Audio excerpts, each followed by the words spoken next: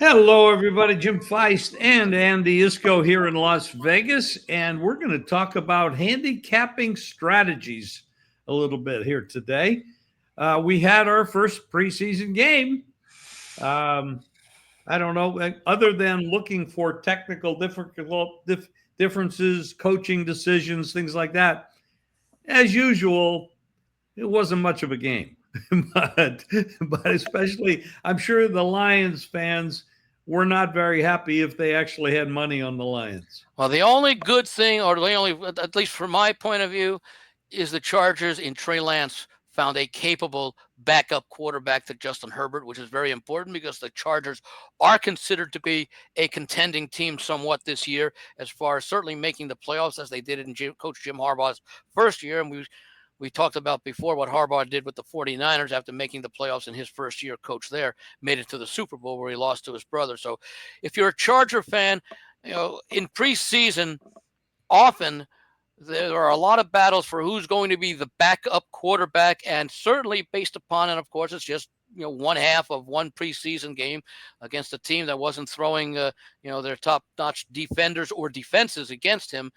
Trey Lance made a very good impression and a very good start towards being that backup. And again, you're especially looking for quality backups if you expect to be a contender, because you never know when a guy like, for example, Jalen Hurts might go down or miss a couple of games, if not longer, which, of course, I never root for injuries. I never like to see injuries to any players, but especially to the elite players. What did you see specifically from Lance that was impressive? I liked his composure. I liked his ability to get rid of the ball. He made a few I won't say rushed passes. I know there was one, I think late in the first quarter, where it looked like he was throwing it away, or it looked like the announcers basically said it was a bad throw, but he seemed to be under pressure, and I think he was really trying to throw it away, and it just happened to get a little bit closer to the receiver, who was the only one who was in position to catch it, than perhaps he intended. But he just seemed in control. He looked like he knew what he was doing, as opposed to some of the opportunities where the game seemed to overwhelm him in previous stops with San Francisco and Dallas. Well, he came into the league with a lot of fanfare and not very much experience, but San Francisco thought very highly of him to go after him. Never worked out there. Didn't work out in Dallas either. But obviously, the young man has a lot of physical talent.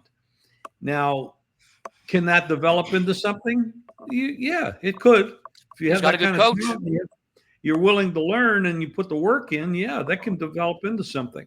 So that's interesting. I mean, you can't take too much out of a preseason game, especially when the quarterback's playing against a lot of backups. But it's impressive. But remember, the quarterback, in this case Lance, is also playing with a lot of backups. That's true. That's true. But, one thing about preseason games is, and I like to have a lot of mobility with my quarterback, so that not only can he throw the ball, but he can run the ball, because when you're playing against a lot of backup defensive players, they don't know what the hell they're doing or where they should be, and there's a lot of opening there to move the ball. That's one of the things I look for in preseason. Now, we don't have as many preseason games now in current times as we did in the past, but and the coaches, for the most part, don't play their key players. So that mobility by your backup quarterbacks is pretty important for generating scores and a lot of yardage.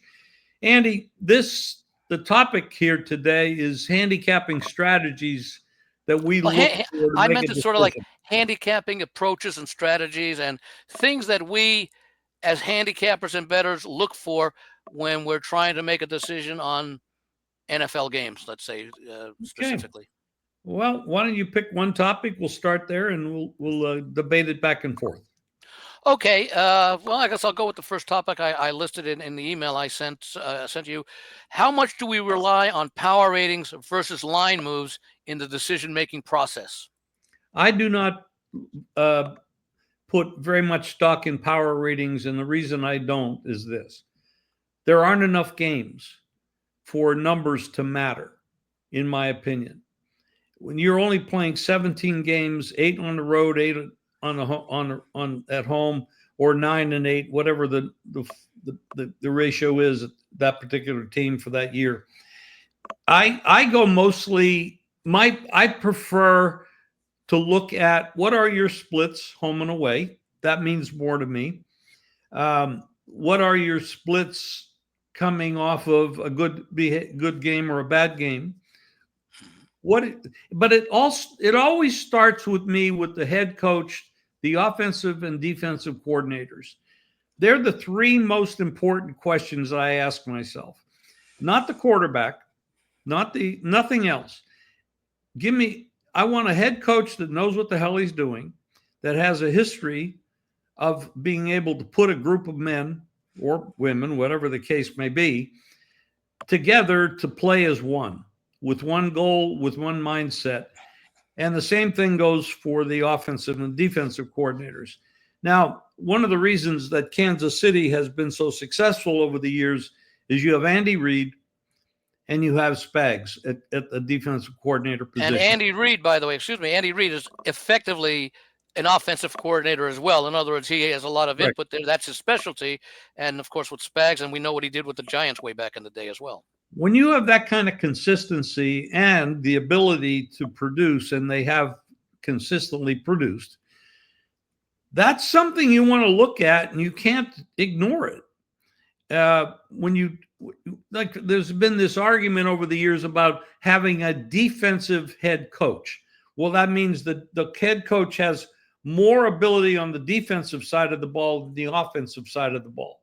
Now, Tomlin, this would be an example. He is a defensive coach that knows how to coach. He's a very, very good coach. And the history with him is he doesn't have very many, if any, losing seasons. However, on the offensive side of the ball, they're pretty bad. They're never, except when they had Roethlisberger there, they were never very prolific. And that was even before Tomlin.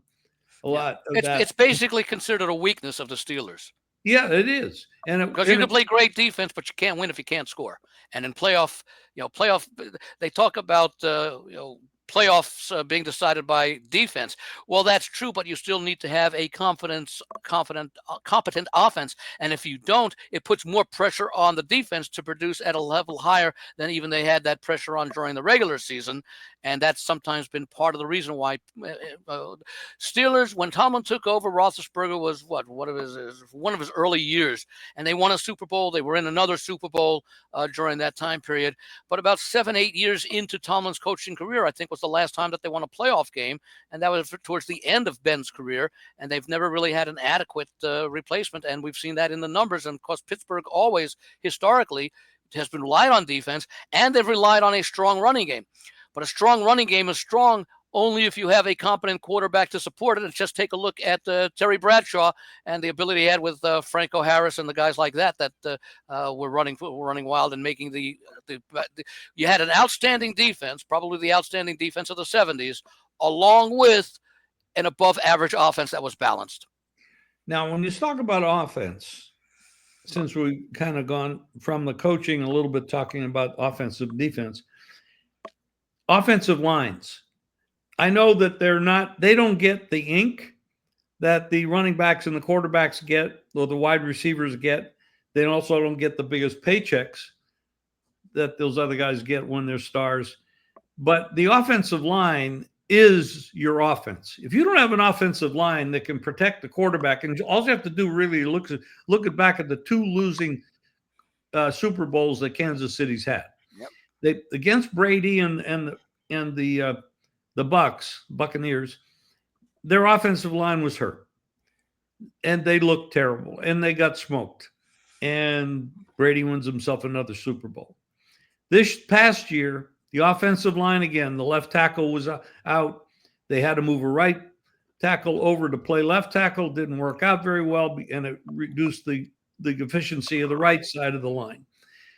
Terrible. Often blown out again. So I don't care how good your quarterback is or your running back or your wide receivers are. If you don't have an offensive line that can produce holes for the running back and protect your quarterback to give him time to find the receivers, it's a waste of time. You might as well put a high school kid in a quarterback because you're not going to do anything. And people don't understand. It's not the quarterback. It's not the running back. It's that offensive line that gives you the ability to produce. And when you have that going, then that quarterback position becomes extremely valuable. So, That's why I was going to say that's why a lot of these professional franchises, more and more recently, have adopted the philosophy: you build from the inside out. You develop an offensive line and have it hopefully in place by the time it comes around to let's talk about a replacement quarterback, and you can build a team. You can develop success quicker if you have a ready-made offensive, experienced line when you're drafting, say, a rookie or a second-year quarterback coming to play. and the problem with the offensive line is when one gets hurt, it's really hard to find a replacement because there aren't that many really top quality offensive linemen, especially at center. Yes, and that's one of the things we could gravitate over to, which is a perfect example. The Detroit Lions last year, I felt, were the team that should have gone to the Super Bowl and possibly have won it. However, the last 4 or 5 or 6 weeks, they lost a ton of defensive players, and they were just not even close to their quality they were during the season. This past year, they lost their defensive coordinator and their offensive coordinator, which are very highly efficient, talented men. One is now the head coach with the Jets, and the other is the head coach with Chicago. Now, the question now is, can Dan Campbell step in and work with the two new guys that are in those positions, and will they be able to function at near the level that these two guys that are gone, especially the new defensive coordinator, because Dan Campbell still has a lot to do with the offense. So they're both critical, but the defensive coordinator really is more critical only because you have an offensive-minded head coach who will have to defer to the defensive coordinator when he comes up with suggestions and things along those lines. Very correct. Absolutely. So, I mean, these are the things that I look at. The offensive line, defensive coordinator, offensive coordinator, and head coach. Now, we could talk about Buffalo. Buffalo has excellent team. A lot of people think this is the team that's going to go to the Super Bowl and win it. A lot of people believe that. I can't argue with it. They have the talent. They have the quarterback. They got a lot of skill positions covered. But they do have a defensive-minded head coach. And this is a criticism a lot of people have. Now, I'm not going to lay that much on him because he's been there long and he's been very successful. However, a lot of people say you're better off with an offensive-minded head coach because they think differently. But I say you can have a defensive head coach with a very good offensive coordinator that they let him do his job without micromanaging him, then that can work. That's always going to be a question because there are those people out there that don't think a defensive head coach is going to do very well in the big games later in the season, the playoffs. So these are the things that I focus on in NFL football. And I'm talking specifically NFL football because college, really, the college coaches, you go so deep and there's so many teams. When you're talking 200 teams, you don't know the coaches that well. You don't know their experience that well. You just get, unless you're talking about the top 10 or top 20 teams, it's really a guessing game. Because they change so much in the portal and the nil and all that stuff. So I'm talking specifically NFL.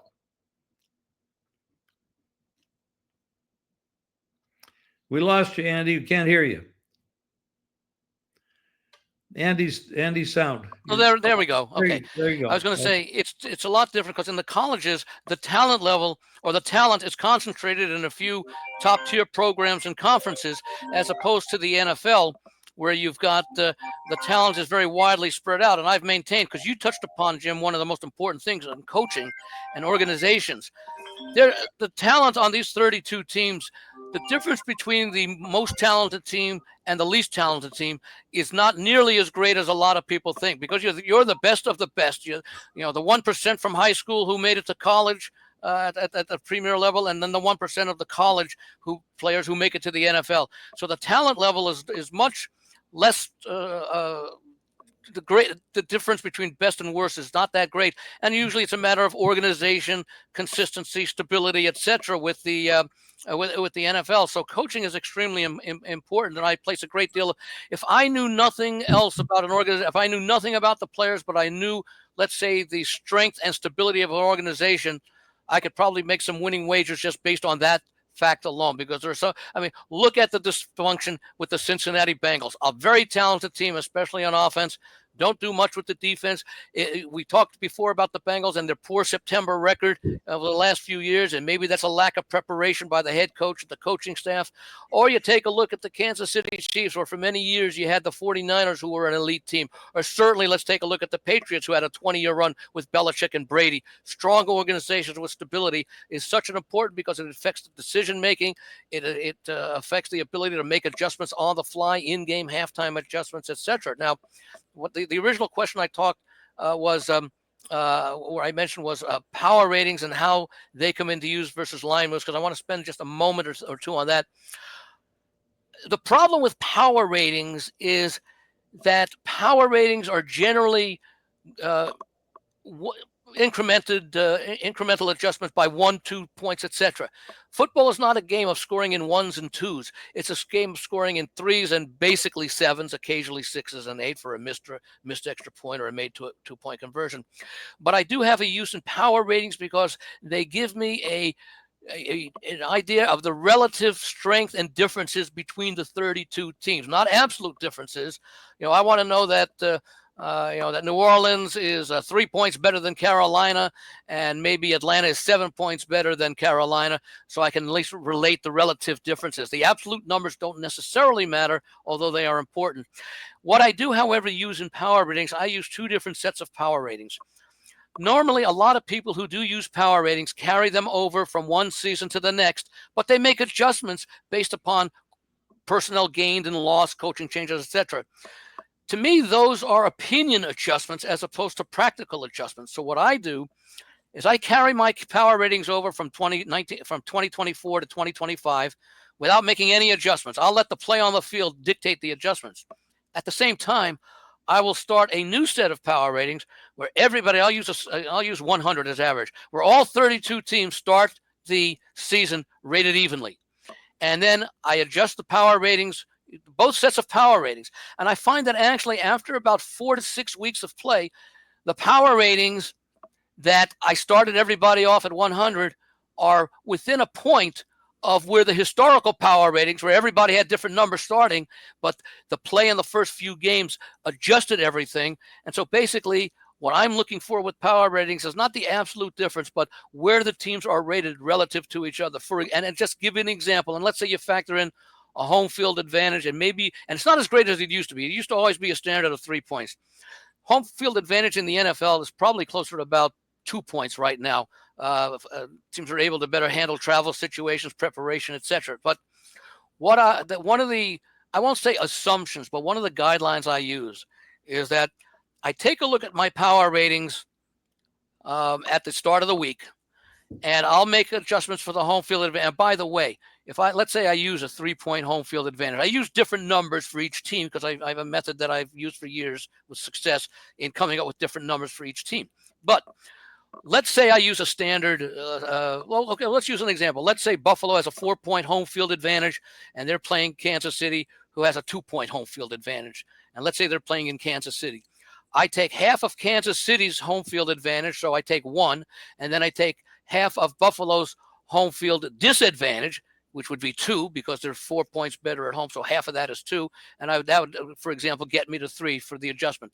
So when I do that for, let's say, all 16 games, I take a look and I would say, okay, my power rating numbers, whether they're fine-tuned exactly or not, I want to know the difference between my power ratings What should the greatest point spread be? What should the next greatest point spread be? What should the most competitive point spread be? So in other words, let's say, for example, my number 1 rated power rating team is facing the number 32 rated power rating team, and after adjusting for where the game is played, that should be the biggest spread of the week. That should be the line. So I'll find situations where, not knowing what the absolute line is based upon the power ratings, but knowing what the absolute line is based according to what the lines makers put there.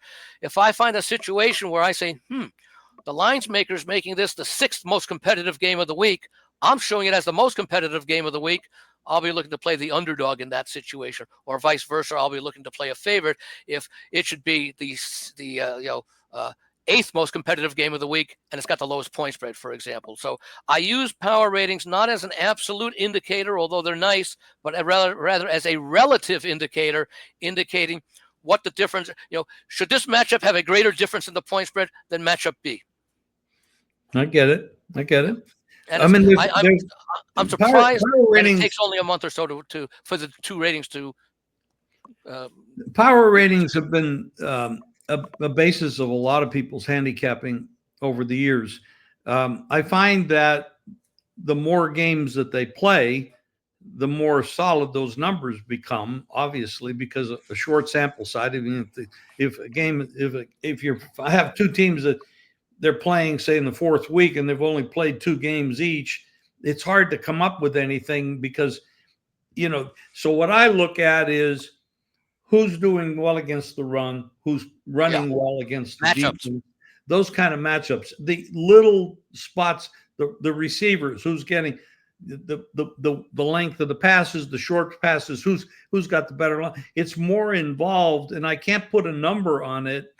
I look for the strengths and the weaknesses of teams, and I'm going to go back to it, the intelligence of the head coach, offensive and defensive coordinator, to know this team has a weakness, and do I feel they're smart enough to take advantage of it? Yeah. I mean, it's so frustrating to me that my team is really good at running the ball, and this team is really bad at defending the run.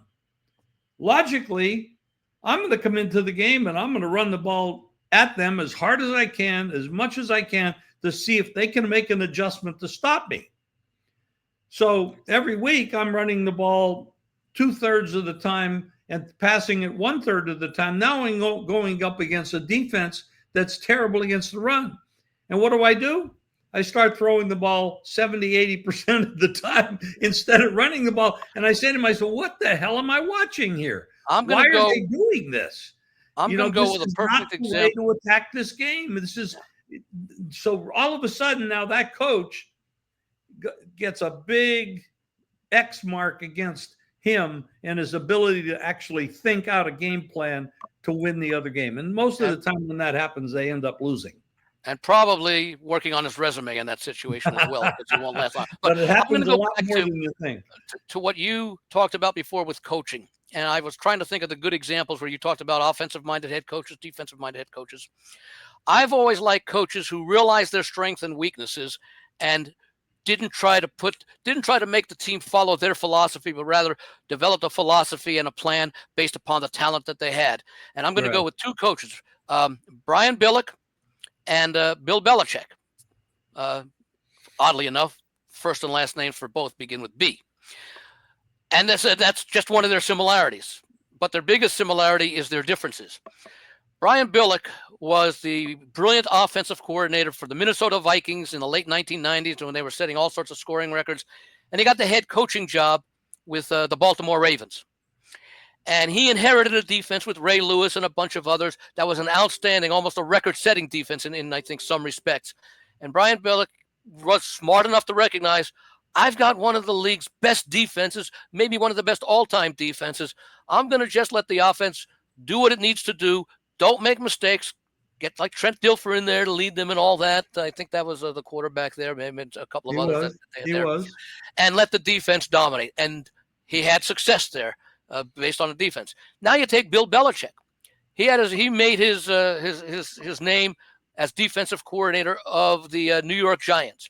Didn't have success in his first coaching job at Cleveland, but it's not unusual for some coaches to struggle in their first coaching job. And basically, he came over to the New England Patriots and had success with the second job, largely because of Drew Bledsoe. Bledsoe was the guy knocked out of the game that gave Tom Brady a chance.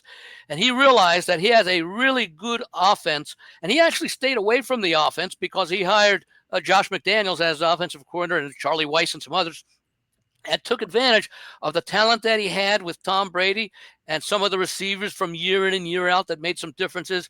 And he basically let the focus more on the defense, which was pretty good. Just said the defense, we've got a great offense, and he applied a lot of his defensive principles to the defense, and he had basically 20 years of success doing so. And I felt one of the great strengths of Belichick, and I wish more coaches would recognize this and do it, and maybe some do, and basically says, we're going to stop your strongest suit. If you're going to beat us, you're going to beat us with your weakness. So let's say they're facing a very good running team.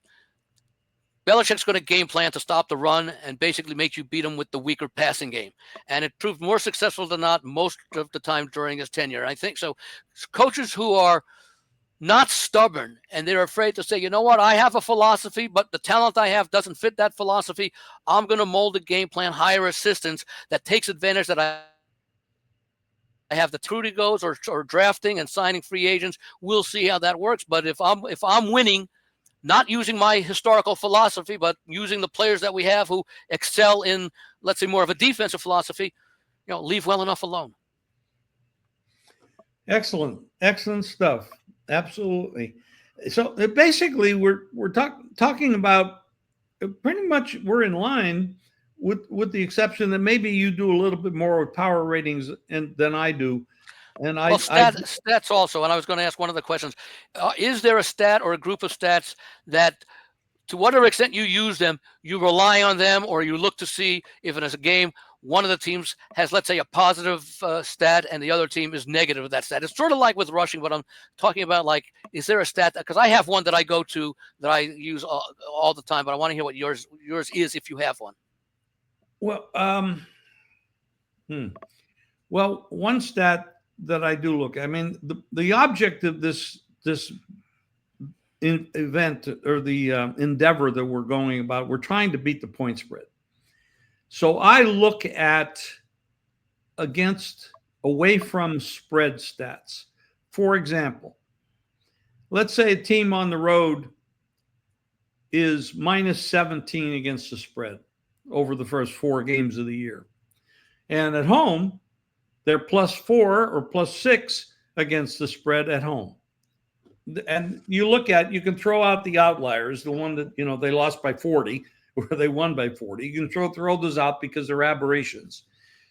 However, I look at that as an indicator that there's a plus or a minus in those positions, and that's meaningful to me. The other thing that I look at is, does the quarterback have time to throw the ball? And is he being rushed a lot? It's not just about sacks. How many times is he throwing the ball under pressure where he's being rushed?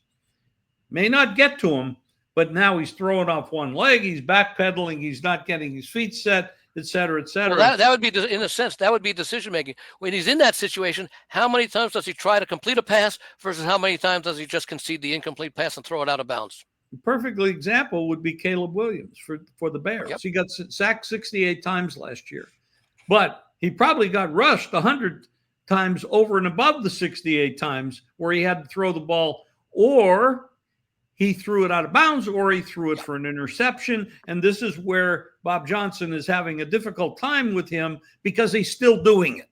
He did it in college. You got away with it in college. You're not going to get away with it in the pros. And he's not following the routine that Johnson has in place for him. Take your 3 steps and get rid of the damn ball. Okay? Or make up your mind and just run. But he stands back there, he spends too much back there 4, 5, 6 seconds. That's not going to work in the NFL. Especially there's one solution to that, by the way. Bring in the backup and let him play in these preseason games with the first teamers, and that'll get the message across to Caleb Williams that you better change your or you're not going to be the starter. some people never learn though, Andy. So it's just like it's like telling people that they shouldn't smoke because it's dangerous. That kind of thing. It's not gonna work. It's it's these are the kind of things I look for. More game action. I can't put a number on them. That's those little indicators.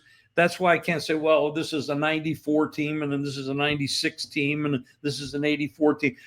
I can look at the overall picture and say, okay, I got a head coach, I got a defensive coordinator, I got an offensive coordinator that are going to take advantage of these weaknesses or strengths on the other team, or strengths that they have. That's how I look at games. I don't do it down to a number. Now, if you're talking about, there's only 32 teams in the NFL. It's very easy for me to follow 32 teams. If you're talking about college basketball, you're talking about 350 teams. I can't do that. I can't watch them all. I can't know the coaches that well. Now it has to come down to a numbers game. And so in college basketball, I do have 7 different power ratings that I use. So it's a totally different approach. Because home, road, conference, non-conference, etc. Yeah, it's home, away. It's all that stuff, and the favorite dog, that kind of thing. So you can't watch them all. You can't study them all. You can't know them all. It's impossible. But with 32 teams, that's why I focus on leagues that have fewer teams. Or you can take, if you're going to do college football, you take 1 or 2 conferences that you feel comfortable with, and you forget the rest of them, and you work on those conferences. I know one guy makes almost $500,000 a year just betting one conference. It's a smaller conference. That's all he does, is that one conference. He doesn't give a shit about the rest of them, because he's going to make $500,000 a year betting on this conference. His biggest problem is the bookmakers throw him out after a while. For a few weeks, yeah. That's interesting. I was going to talk about a couple of statistics. The one statistic that I like to see, to me, people talk about turnover margin. By the way, it's not turnover ratio necessarily. It's more turnover margin, but that's a different situation, +6, -8, whatever. I don't care so much about defensive turnovers. Often those are tipped balls and things like that. I like to focus more on finding teams that have a history, whether it be certainly a current year or certainly over a period of years, of not turning the football over. And I look to back teams that don't turn the football over, because that often means they are making good decisions. They're trained to hold on to the football so they don't fumble it very much. The quarterback gets rid of the ball and takes the 0 yards on the down and waits for the next down. So I like that. To me, is a very important statistic, because I don't like teams that give extra possessions to the opposition. Okay. Good the 3 other factors that I look at, I like teams that can run the football, even in the NFL, which is a passing league. But if you can run the football, it opens up the passing game, which also helps if you have a guy like, let's say, a Justin Fields with the New York Jets, who adds something to the running game, Lamar Jackson, etc. Josh Allen, for example. If you have a good running back in addition to a good running quarterback, I like that combination. So I like to look at yards gained offensively. The other thing I look at is defensive yards per play, not defensive yards per game, because if you're out there, or offensive yards per game, I also prefer offensive yards per play, because if you're only running 45 plays and you gain 220 yards, well, that's different. But if you're gaining 220 yards and you're only running 30 plays, that's a little bit more impressive to me. So I look to, and same thing defensively. You could give up 180 yards, and you faced 40 offensive plays. That's a good number. On the other end, you give up 180 yards, but the other team had the ball only 27 times because they were scoring on defense or something along those lines. So I like to look at defensive yards per play. And then there's a factor that I've talked about for many years. It's simplistic, and yes, there are flaws in it, but it does give a good indication of, I call it factor X, which is the factor that tries to take into account the unexplainable stats. And by that, I mean, you would think, all things being equal, the team that has the greater yards per game offensively should, let's say the team that ranks number one in yards per game on offense should rank number one in points scored. Okay. There are some flaws in that because of the different ways that you score points, but that's where this factor X comes in. If I've got a team that ranks number 4, or let's say ranks number 7 in total offense, but they lead the league in scoring, that tells me that they're getting contributions on the scoreboard from special teams and defense, and they're probably not wasting too many possessions. They're being very efficient because they're turning their 7th ranked total yards into the number 1 ranked points. And defensively, or offensively, the same thing. If you rank number 1 in scoring, or let's say you're ranking number 7 in scoring, but number 13 in points. It's the other way around. Let's say you rank 7th in yardage and you rank 13th in points. It means you're not taking advantage of your yardage, meaning you're turning the football over. Otherwise, you would be scoring more in line with your 7th yardage ranking. And the same thing holds defensively. If you have the fewest of points allowed and you rank like 17th in yards, it means your defense is making plays to prevent scores from occurring, or your offense is putting up a lot of points to bail out a defense that does not rank as highly as their point differential should be. So those are some of the things that I look at, and I do look for matchups in those statistics where I've got a team that turns the ball over a lot, and they're facing a team that does not turn the ball over a lot, and the team that does not turn the ball over a lot is the underdog. Yeah, excellent point. Chunk plays versus teams that function on chunk plays, which is 20 yards or more, big gainers, long pass plays generally, or your running back breaks out and gets 60 yards like a Barkley did a lot last year with Philadelphia. But versus a team that controls the ball, picks up their 5-6 yards here and there. Nickel and dimes their way down the field. Right. They control the ball. They control the clock. And you'll notice at the end of the game, ball control, how many times how many minutes they had the ball in possession versus the other.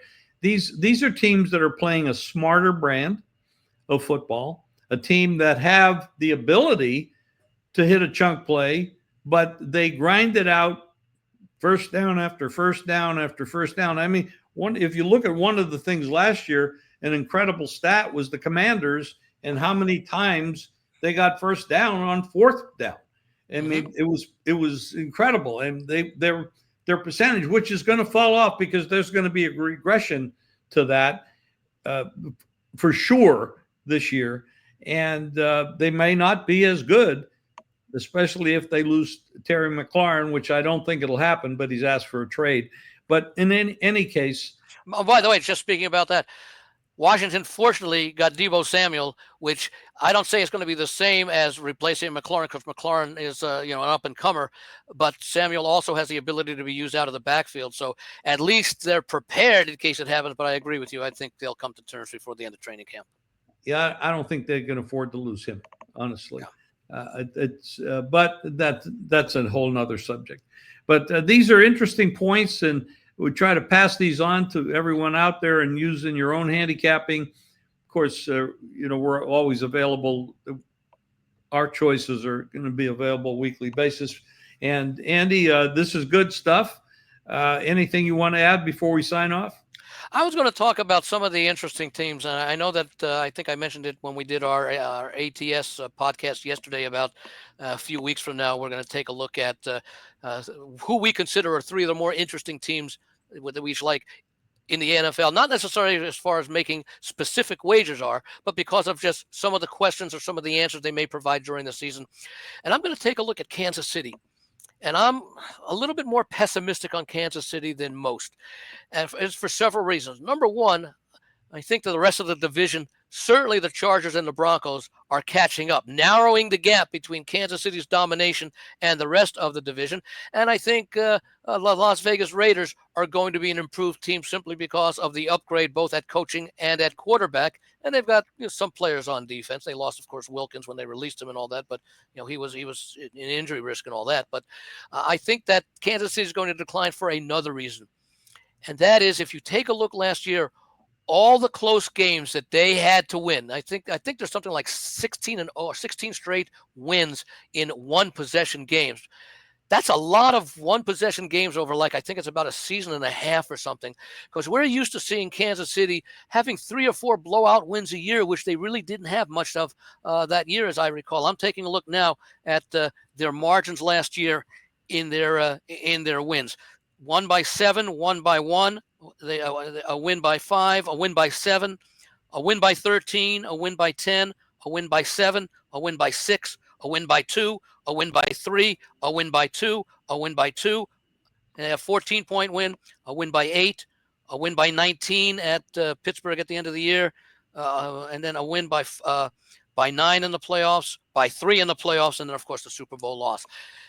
We're not used to seeing Kansas City playing in so many tight games. And the thing is, immediately you have to take a look at, I didn't give the scores of those margins, but you have to know how outstanding and how well balanced that defense is with Spagnuolo. In fact, you take a look at the points allowed last year, which is a little bit of an indicator, a decent indicator.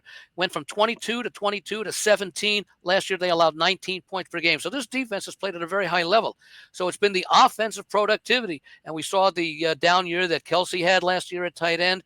Yeah, they have some wide receivers, but they, we'll see what happens with the running game and all that. But even you go back to 2021, they averaged 30 points per game, 29 points per game. Then the last 2 years, 22 and 23 points per game. That sort of gradual decline, combined with the gap narrowing between Kansas City and the rest of the division, and not narrowing because of Kansas City's drop off, but because of the improvement in the Chargers and the Broncos, and the, I'm going to say, likely or anticipated improvement by the Raiders this year. I may be looking at for the first time in a long, long time, playing the season total for Kansas City under the total. And Andy Reid is probably the king of going over totals dating back to his days in Philadelphia. He's something, I think maybe he's had like 22 overs and 6 unders over 28 years or something like that. So that's a thought I just wanted to share, because sometimes you take a look, and that's another thing that we can talk about some other time, and that is teams that win a lot of close games one year, that reverses the next year. We saw it happen, I think, with Minnesota the year that they won all those close games, and then they missed the playoffs the next year. So I want to see Washington also, who won a lot of games on the final possession last year, if they regress. But, we talk about the sophomore slump of a guy like Jaden Daniels, but it could happen. And people will point to C.J. Stroud, and they'll point to Bryce Young. But then there are also guys, didn't Lamar Jackson, I think, win the MVP in his second year as a quarterback? And I think Josh Allen had a good season. So there are always exceptions. I can't make generalities, but one thing is, when you take a look at what Kansas City did last year compared to previous years, that's often a sign that, and you have to say, even though it's not as long as the Patriots, it's been a dynasty for the last 7 or 8 years. And it's if there's a coach that could do it like Belichick, maybe it's Andy Reid, but at some point things turn around. The one caveat here, Pat Mahomes is still the prime of his career. Well, he is, but he's also got a lot more money in his pocket. Pants are getting heavy, wallet's getting thick. Yeah, but he seems to always have that. He never talks about his own accomplishments. He always talks about win, and we were embarrassed by the loss to the Eagles and all that. I think he has one of those rare mentalities where what he says, he truly lives. Possibly, but it's becoming a more competitive division. It's going to be an interesting year. There will be regression. You will see teams at the bottom from last year make it up into the playoffs. You'll see teams that were in the playoffs last year fall off to the bottom. It's going to happen. It happens every year. And injuries pop up, and it makes a big difference when you start losing key players on offensive line, defensive line, pass rushers, quarterbacks, running backs. Happens. It's just to put a little bit of numbers to it, and of course the playoffs expanded from 12 to 14 teams. On average, it's hard to get a true database with 14 playoff teams, because it's only been a few years, but almost a little bit less than half of the teams that made the playoffs one year won't make it the next year. So I would expect between 4 and 6 teams that made the 2024 playoffs won't be back in 2025. Wow. That's actually a big number. It is, but that talks to the competitive balance within the NFL and the fact that you only play a 17-game schedule. That's right. we're all looking forward to it. It's going to be great. Andy, thank you very much for today. This is awesome stuff. It's been a pleasure, And Jim. It always is. We'll talk soon. Take care, everybody. And thanks, everybody. Good luck to everyone. Enjoy the preseason games. We'll be back next week with another podcast.